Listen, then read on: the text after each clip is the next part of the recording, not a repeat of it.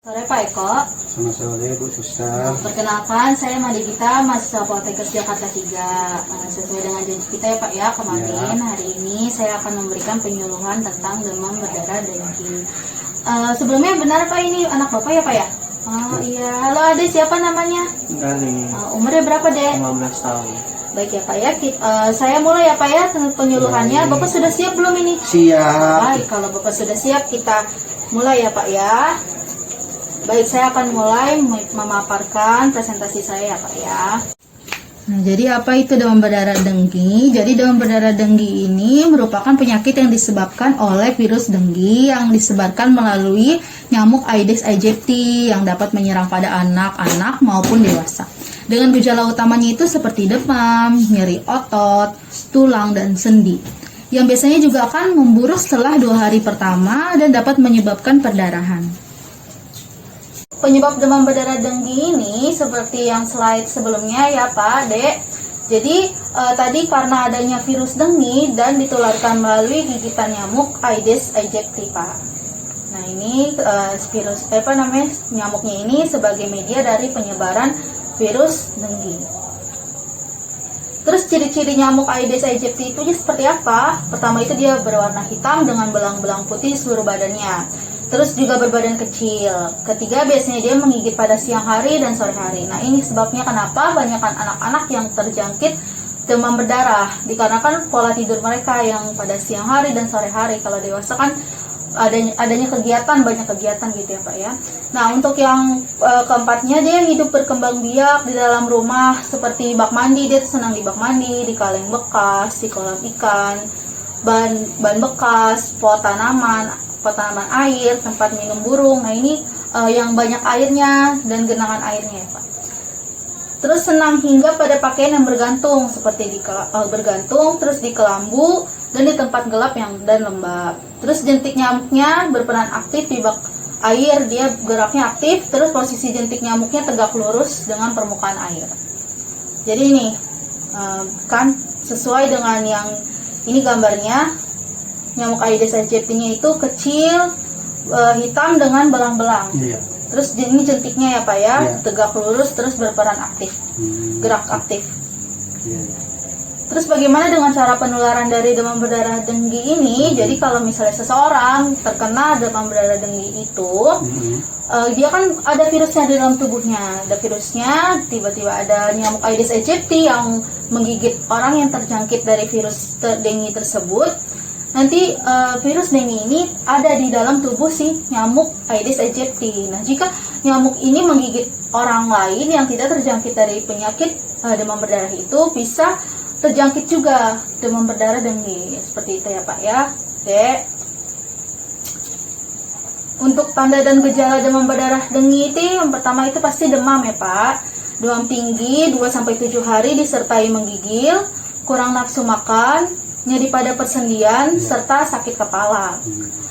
Terus adanya perdarahan di bawah kulit seperti bintik-bintik merah dan bintik-bintik merah pada kulit dan mimisan. Waktu itu juga begitu Pak, anaknya kan ada bintik-bintik merah. Terus pengobatan DBD-nya seperti apa? Diberikan minum sebanyak-banyaknya. Jadi diberikan minum sebanyak-banyaknya kenapa? Karena kan demam berdarah dengki ini pasti nanti kenaikan suhu tubuh ya Pak ya. Kenaikannya ada demam itu berpengaruh ke cairan, jadi ada penguapan.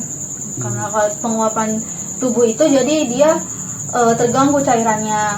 Terus juga biasanya disertai dengan muntah-muntah. Nah kalau udah muntah-muntah ini biasanya nanti tubuh itu kekurangan cairan atau dehidrasi, jadi kita perlu berikan minum sebanyak-banyaknya. Terus anjurkan mengkonsumsi makanan dengan gizi seimbang. Jadi untuk meningkatkan imun tubuh itu biar dia bisa melawan virus dengki ini, mengkonsumsi makanan dengan gizi seimbang ya Pak De. Terus berikan kompres untuk demamnya, berikan obat penurun panas sesuai dengan dosis, dan segera bawa penderita ke fasilitas pelayanan kesehatan. Nah ini yang paling penting. Untuk DBD ini seharusnya memang dibawa ke rumah sakit, dikarenakan karena banyak sekali cairan yang keluar, biar di rumah sakit ini dimonitor, dilihat cairan yang masuk dan keluar itu seperti apa.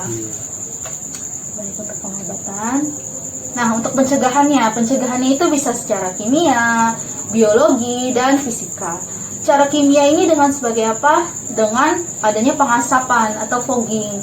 Terus kedua, pengendalian biologi dengan pengendalian biologis antara lain dengan menggunakan ikan pemakan jentik. Nah, ini walaupun dengan ikan pemakan jentik ini kolamnya harus tetap bersih ya Pak ya. Terus juga untuk yang secara fisika ini dengan 3M. Untuk 3M selanjutnya, nah 3M itu apa saja? Yaitu menguras, mengubur, dan menutup. Menguras dan menyikat tempat penampungan air, mengubur barang-barang bekas, dan menutup tempat penampungan air. Nah, baik Pak, saya sudah selesai ya Pak ya untuk pemaparan materi. Untuk sekarang saya ada beberapa pertanyaan ya Pak ya, setelah kita selesai saya evaluasi kembali untuk pemahaman Bapak dan Adik ya. Jadi saya ingin bertanya nih, tadi untuk demam berdarah dengue itu apa?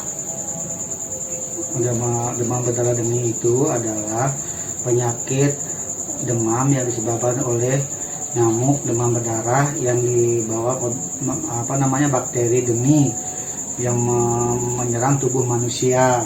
Ya, virus ya Pak ya, virus dengue. Ya.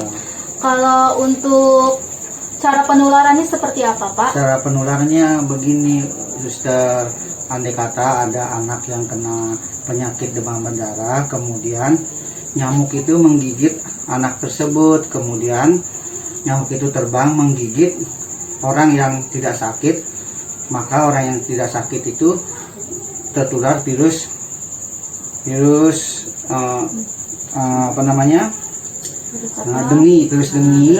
Nah itu maka nanti anak itu tertular gitu, maka dia penyakit demam berdarah. Oke.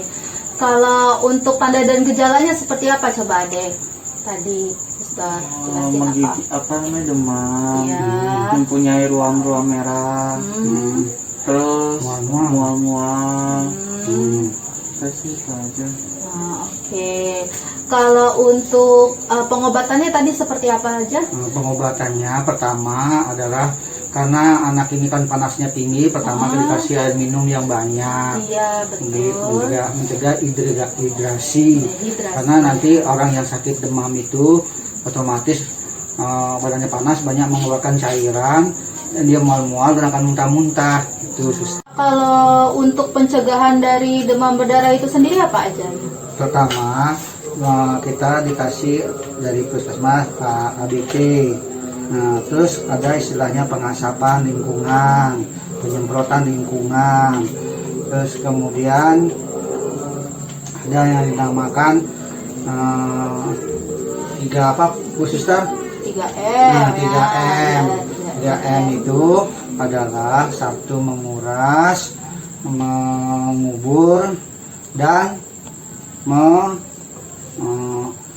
satu lagi. Ya Adik apa tadinya satu lagi? Dan menutup. Iya. Jadinya menguras itu menguras bak mandi biar jadi bersih, terus mengubur kaleng-kaleng yang terbuka, terus kemudian menutup bak-bak yang terbuka sehingga tidak diinggapi oleh nyamuk. Itu Suster. Bagus sekali ya pemahaman Bapak dan Adik, berarti sudah mengetahui tadi apa itu demam berdarah dengue, sudah mengetahui tanda dan gejalanya, cara penularannya, terus juga sudah mengetahui cara pencegahannya juga ya. Semoga nanti diterapin juga ya Pak ya. Nah, bagaimana Bapak Ade setelah saya lakukan penyuluhan, bagaimana perasaannya? Senang. Ya, Terima kasih Bu Suster sudah ngasih penyuluhan kepada kita. Sama-sama ya Pak ya. Saya ucapkan terima kasih, sangat terima kasih ya Pak ya untuk waktunya, sudah memberikan saya waktu untuk memberikan penyuluhan kepada Bapak dan Adik. Sebelumnya apakah Bapak dan Adik ada pertanyaan? Tidak. Cukup Bu Suster, terima kasih. Kalau tidak ada pertanyaan saya pamit ya Pak ya. Sebelumnya ini saya ada brosur untuk Bapak